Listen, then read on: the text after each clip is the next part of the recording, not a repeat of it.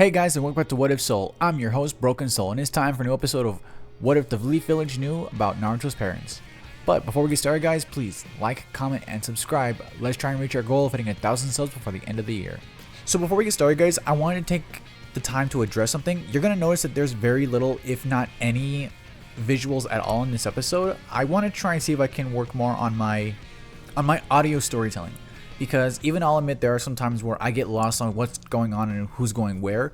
So I want to try and focus more on the audio bit than the visual bit. Let me know what you guys think of this, and if you guys don't like it at all, let me know and I'll re-upload it with the visuals as well. And I apologize if my voice sounds a little different. I think I'm catching something, I'm not entirely sure, but we'll see what happens. So let's get on with the episode. Starting with the recap. Where we last left off, Naruto and all of Team 7 were actually making their way into the Land of Waves. In fact, they had just shown up when a very thick mist was rolling in around them, and they heard a voice. That's when they saw a man covered in bandages wielding a giant greatsword. Kakashi, being the elite ninja he is, recognized him right away. Zabuza Momochi, aka the Demon of the Mist of the 7 Swordsmen of the Mist. A very dangerous fugitive in the bingo book. The two elite ninjas are actually staring at each other, Kakashi actually lifting his headband, revealing his Sharingan. Now we can move on to the real story, where the actual fight begins. Both Kakashi and Zabuza are staring each other down. Zabuza says one more time, "I'm giving you one last chance, Kakashi. Let me through. You can walk away and there'll be no bloodshed. Just that bridge builder." That's when Kakashi, with an angry look on his face, goes, "I can't do that, Zabuza. You know I can't," as he holds up a kunai ready to strike. Zabuza, closing his eyes, actually goes, "Well, that's too bad then," before rushing straight at Kakashi, swinging his massive sword right at him. Kakashi actually dodging out of the way, just barely missing the giant executioner's blade. The two elite ninjas are actually locked in mortal combat, but back at Team 7, Naruto, Sakura, and Sasuke are all talking. Naruto going, "What's going on? I can't see what's going on, but it sounds like a war zone out there." Sakura going, "Yeah, you're right, but remember what Kakashi Sensei said, we have to stay with the client and keep him safe." Sasuke isn't saying a thing, he's actually standing there almost trembling. He can't believe what's going on, what he's hearing, what he's feeling. He knows that there is so much bloodlust in the wind right now, it's almost suffocating. He's actually starting to go into a small panic attack. He actually about to lift his kunai, not knowing what he's about to do. But that's when Kakashi turns back saying, "Sasuke!" This snaps Sasuke right out of his little daze, looking up at Kakashi, who he can barely see through the mist. Kakashi looking back, trying to produce the biggest eye smile, I guess you could say, that he can, saying, "Don't worry, I promise, I'm not going to let my teammates die." This actually calms down Sasuke quite a bit, loosening his grip on his kunai, but he does still stay vigilant and tries to protect the bridge builder the best way he can. The bridge builder, of course, Tazuna, is getting a little bit scared, thinking to himself, what kind of monsters are these ninja anyway? Back at the battle, the two ninjas are going back and forth. I'm actually going to leave this relatively alone because, for one thing, this entire fight with Kakashi and Zabuza is awesome. Up until the point where Kakashi does still get trapped in the water prison jutsu, and Naruto and Sasuke do have to actually fight against him. Now Zabuza actually takes this time to actually talk with Naruto, saying, "Hey, wait a minute. You, the brat in the orange, you look familiar. Wait a minute. Are you Minato Namikaze's kid?" Naruto, in absolute surprise, goes, "How do you know my father?" Zabuza, with a grin, goes, "I used to idolize the 4th Hokage, the yellow flash of the leaf. I always wanted to fight him, but unfortunately I never got the chance to. Guess I'll have to kill his brat instead," he says as he launches straight for Naruto, executioner blade in both hands, getting ready to swing down on him. But before he can make contact, Sasuke actually kicks Naruto off to the side while he rolls around the other side. The two Genin are staring intensely at Zabuza. Sasuke going, "Naruto, get your head in the game. We have to protect Sakura and the client." Naruto going, "Go, yeah, right," as he stumbles onto his feet, ready to fight. Again, I'm going to keep a lot of the fight basically the same. It's just that in this one, Naruto and Sasuke put up a bit of a better fight than they did the last time. Not by a lot though. Zabuza basically has to expel a little bit more energy for the brats, but he still stays the exact same. He kind of tanks all three of them at once pretty easily. He's a pretty strong ninja. I also want to keep it in because I just love that whole Demon Wind Shuriken thing. I thought that was so cool, but I'm getting ahead of myself. We're actually going to skip ahead actually to where after Kakashi is actually rescued from the water prison and he does the whole like copying Zabuza, you know, the whole freaking him out. Can you see the future? And Kakashi does that badass like, yes, this is where you die. It actually gets to the point where Haku actually shows up, or I'm sorry, it gets to the point where that mysterious Mist Hunter Nin shows up and mysteriously warps Zabuza away. Yeah, mysteriously, we all know who it is. But anyway, Naruto, being actually a better ninja, actually looks over Kakashi going, wait, Kakashi, why didn't he do his job? Kakashi looking down saying, what are you talking about? Naruto going, yeah, some of the other ninja who have helped take care of me over the years have tried to explain to me about the Anbu. And I think it was Mr. Inoichi who said every Anbu member from every village has to dispose of the body right then and there, no matter what. Am I right or am I wrong?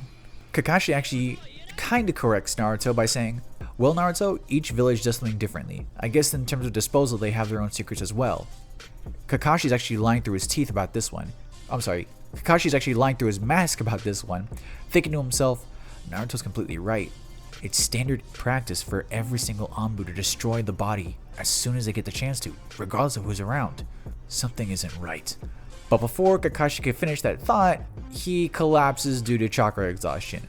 We're actually going to move on to Tazuna's house. And of course, Team 7 meets Tsunami and Inari. Inari actually still giving his usual spiel of, why do you guys want to even help us out? Heroes do nothing but die. But Naruto actually slams his hands on the table going, hang on a second. Yes, heroes may die, but they die because they protect those they care about. They protect those they love. And half the time, those heroes don't even want to be heroes. People just call them that. If I end up dying protecting others and they call me a hero for it, well then I don't care. Because I will have died trying to protect those I love. Because that's what heroes do. Naruto then sits back down and finishes his dinner. Inari is actually kind of stunned by this, but he puts up a little brave facade, running back to his room to cry for a little bit. Everyone sees this, and actually Sakura and Sasuke are again surprised at Naruto, because that was actually pretty mature for somebody as airheaded as him. Yeah, he's still a bit of an airhead, but his heart is still in the right place. Tsunami's actually pretty impressed by it too. Now, a lot of what happens in the Land of Waves arc doesn't really change all that much. The one thing that does change though is when Kakashi tries to train Team 7. Now, as you guys heard from the last part, I've had Kakashi train them all to do tree walking already, so they know a few things here and there. What he's going to be focusing on with them right now is more specializations. Now, granted, he does not have a lot of chakra. In fact, he's still recovering, but he is trying to teach each of the kids the best way he can in different fields and aspects. For Sasuke, he's trying to train him more to use his Sharingan and how to become more of a well-rounded ninja that way, much more proficient in everything he can do. With Sakura, now again, because originally Sakura was supposed to be hailed as like this big old genjutsu specialist, I'm going to have Kakashi teach her some of the most basic of basic genjutsus, as well as trying to get her taijutsu and some of her more chakra control a little bit more down. Now, she does have the best chakra control out of anyone in the group, but he wants her to be so precise she could split a hair off of a fly's head. Like, that's how precise he wants her.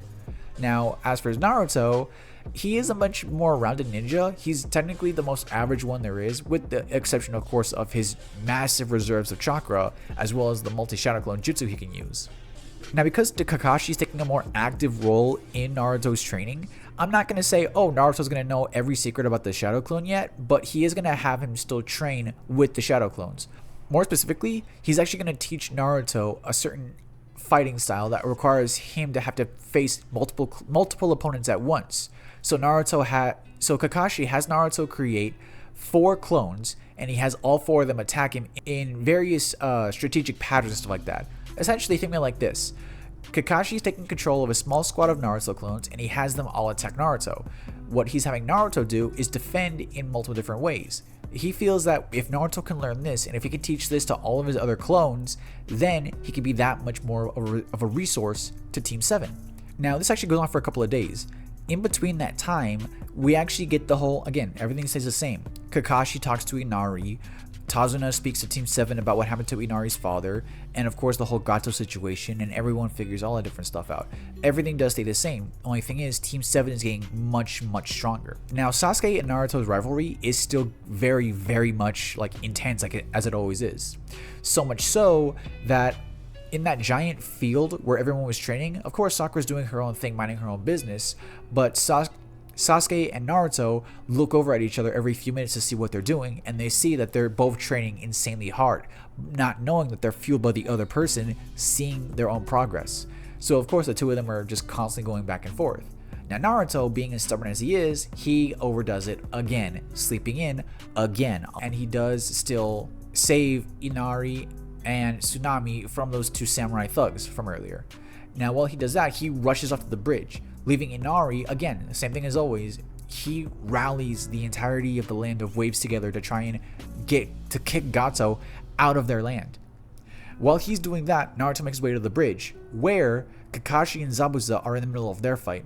Sakura, again, she kind of still does feel like she's not strong enough to go toe-to-toe with Haku yet, but Sasuke does. He, of course, does fight against Haku, while Sakura is looking after Tazuna. Now, when it gets to the point where Naruto makes his way in, as he does in his big old flashy way, which we all love, he actually stays outside of the mirror cage, but he does send a clone inside with Sasuke.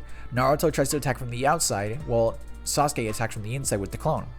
It's going pretty well for the most part, as well as you'd expect it to, actually. But the two beginning are just no match for Haku. He is incredibly powerful. However, here's the thing though. When the spikes go over to try and hit Sasuke, the clone of Naruto performs the Shadow Clone Jutsu himself as well, covering Sasuke in all the different senbons. Of course, all the clones take all the hits and they all disperse, but Sasuke does still take a few needles, say one to the shoulder, a few to the leg, maybe one in the torso. A couple, like, they weren't fully successful, but they at least still took minimal, but Sasuke still did take minimal damage. On the outside, however, Naruto does see this and he is actually pretty mad. He doesn't unleash the power of the Nine Tails yet, but he does get mad at seeing Sasuke get hurt, so much to the point where he actually just gets the red slits for eyes, not the full cloak. But he does still fight against Haku, and he actually does end up shattering like one or two of the mirrors outside. However, for every one mirror he shatters, another one reforms. It's not enough. It gets more and more. Actually, during the fight between Zabuza and Kakashi, Zabuza actually kicks Kakashi away and screams out, "Haku, quit playing around and kill these brats." Haku, of course, not wanting to do it, still throws his senbon and kills, big air quotes on that, kills Sasuke. Naruto sees Sasuke's body just laying there in the middle of the ice cage. Naruto, he basically loses it at this point. The One Tail's cloak actually covers his body. He actually advanced that much further. Because don't forget, Naruto and Sasuke, while they do have a rivalry, Naruto still sees him as a brother.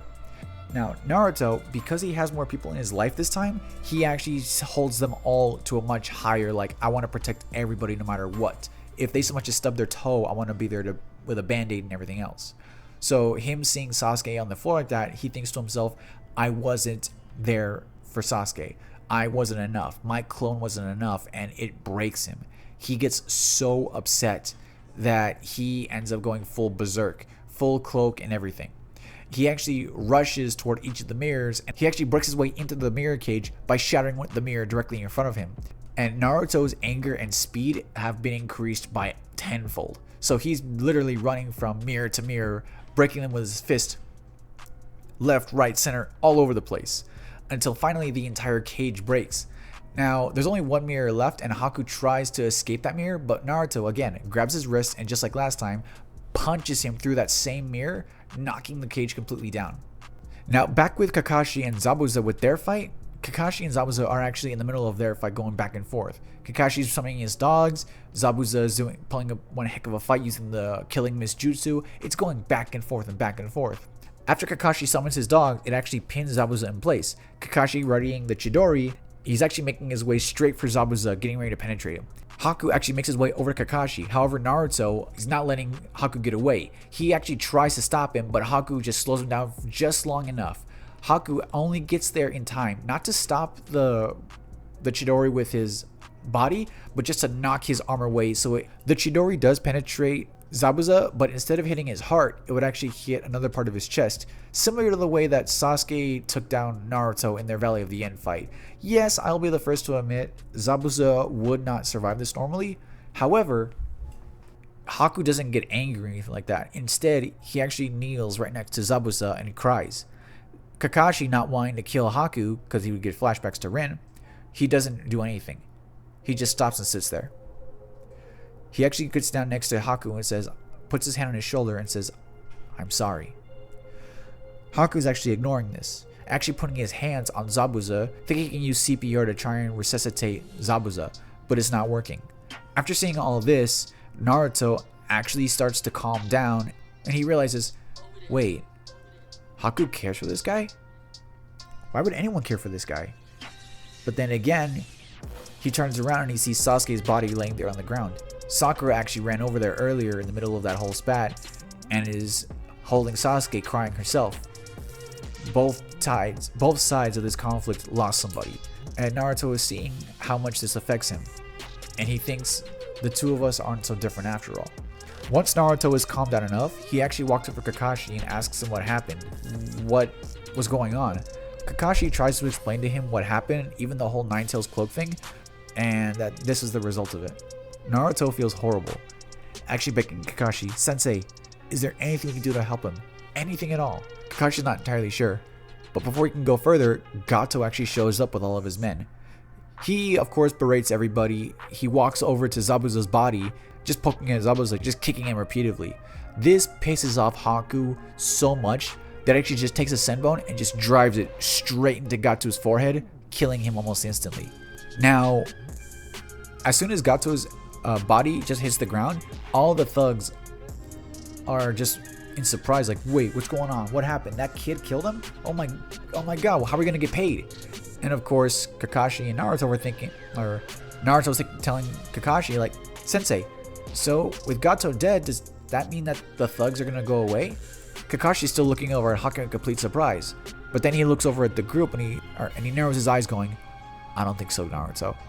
All the thugs actually get a smile on his face, going, "Well, you guys really did it, huh? You guys just killed our only meal ticket. So what are we gonna do, boys?" And some random thug just screams out, "I say we raid the entire village. See if we can take some treasures and some lovely friends home with us." This brought the entire mob of like 50 bandits, all getting ready to charge against the ninjas to storm that village.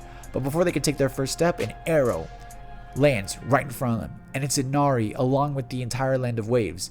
They're ready to fight for their home, and not just them. Sasuke actually wakes up, and Sakura actually screams out saying, "Sasuke, you're alive!" Naruto and Kakashi can hear this as they look over and see that he's alive. This actually puts a relief on both of them. Naruto, with a smile on his face, actually activates the Shadow Clone Jutsu, producing at least a dozen clones getting ready to fight. Kakashi does the exact same thing. They're all getting ready to take down those thugs. Actually, as the army of villagers and ninjas actually charge, the real Naruto and Kakashi actually separate. Naruto's going over to look over at Sasuke, while Kakashi looks over at Zabuza. Zabuza is actually awake. This surprises Kakashi. How is he alive? Must actually be a real demon. Haku actually not saying anything, just holds up a hand saying, "Please, don't come any closer." Kakashi going, "But wait, he needs help." That's when Haku actually picks up Zabuza like he did the first time and actually vanishes away. But before he does, he looks over at Kakashi and says, "Please, I promise we won't cause any trouble. We're done being ninja." Before vanishing away, Kakashi actually looks off in the distance. He doesn't know where they went, but he actually says under his breath, "Alright, you're free to go," before walking his way back over to Sasuke. A couple of days go by, and all the injuries are taken care of, everyone's all good to go, and Team 7's about to leave back for the Hidden Leaf Village. Now, again, a lot of what happened in the first time around in the original story happens here. Everyone says their goodbyes, Naruto and Inari have their little crying session, as always, and the bridge is actually still named the Great Naruto Bridge, because if it wasn't for Naruto, Inari would not have gotten the courage to route everyone together to take down the bandits and finish the bridge. So of course, the Great Naruto Bridge keeps its name. As Team 7 are making their way back to the village, Kakashi actually looks over and says, "The three of you did a pretty good job. You all followed orders, and the bridge builder was able to make it home safe and finish the bridge. As far as I can tell, this is an absolute success." This actually gets everyone all excited, all cheering, saying, "Thank you so much, Sensei." But Kakashi thinking in his mind, I think they might be ready for the exams. And that's where I'm going to leave it for now, guys. So, let me know what you guys think. Let me know how I did at my attempt for the Land of Waves arc. I'm sorry if I felt kind of rushed, but that arc was just so good to me. What I really want to do is give it like a slightly different ending and make sure that like Naruto, Sasuke, and Sakura were still like, again, trained up and not completely useless. There's also one more thing, guys. I do apologize if my voice sounds a little different. I think I'm catching something. I'm not entirely sure. If this thing doesn't come out on its regular schedule, you guys know why. And another thing too, let me know how I'm doing with how I do the story, with how I did like mostly audio and no visual. Like I said, I want to work more on my, I guess you could say, storytelling skills, if I even have any, rather than just focusing on visuals. But again, like I said at the beginning of the video, if you guys don't want me to do this, or if you don't like this, let me know, and the day before I post the next video, or even next week when I do my community post, I'll probably reload this video with the visuals. But again, please let me know and I will do my best. All right. So now we're actually going to move on to my favorite section of the video. Question of the video. Now for this question, let me see if I can say the name right. Again, I do apologize if I can't do it. Wanderer 2331 asks, who is your favorite gym leader from each generation? Okay. Well, it kind of depends if it's based off looks, if it's based off this or that, but I'm just going to generalize and say who my favorites are from each one. So from generation 1, I actually want to say my favorite gym leader would probably be Brock, but it's only due to, I guess I would say more due to the anime than anything else, because he was Ash's longest standing companion for at least 4 generations. He was just, has always been there for Ash no matter what. He's one hell of a cook, and honestly, again, I feel bad for the guy because he can't get a date, and again, 1,000 subs and I'll give the guy a date. I promise you I will. But I digress. Generation 2, I actually want to give it to Whitney. Again, this is pure anime only, like, because in the games, I'm not gonna lie, while her milk tank was crazy to take down, I took it down after my second try. But I really like Whitney because in the anime, she's such an airhead, and it was like, oh my god, I can't find anything anywhere in the city. I guess I can only find it if I'm not looking for it, because that is just like me in the city I'm living in. I can't find anything unless I'm not looking for it. It's crazy. Generation 3, you all should know this. I love like just Flannery for no reason at all. Generation 4, it's actually a tie between Gardenia and Crasher Wake. Now, Gardenia because, I mean, honest to God, I just love her enthusiasm for grass types. But Crasher Wake because he reminds me of professional wrestling, which I used to be so into as a kid. Rey Mysterio, my #1 favorite. Anyway, Gen 5. I want to give it to Roxy because, honestly, I just love the fact that she's in a band and she's also a gym leader. Like, that is so cool. Like, you can legit have a concert while you're battling, and I love that so much. Gen 6... I want to give that to Karina, only because the whole Mega Lucario arc from the show and from the anime. Plus, she gives you a free Mega Lucario in the games. I think that's pretty cool.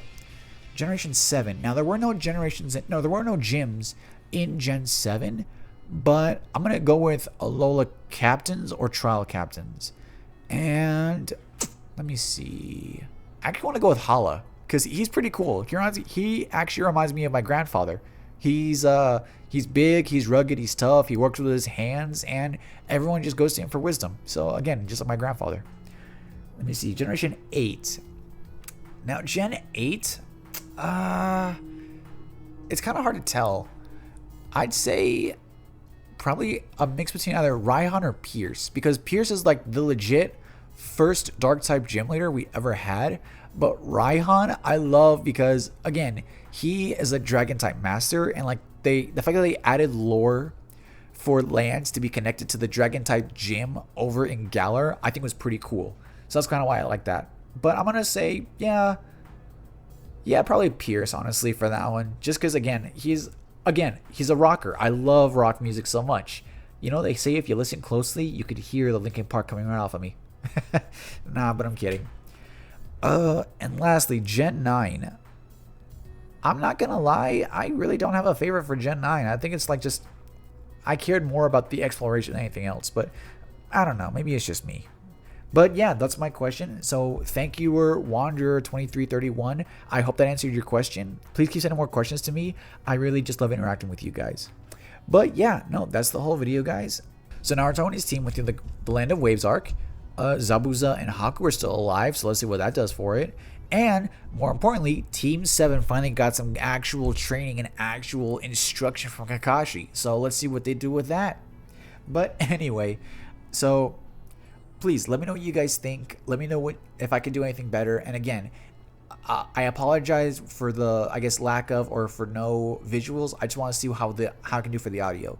If you guys don't like it, then let me know and I will repost it or I will re-upload it for next week's along with next week's community tab.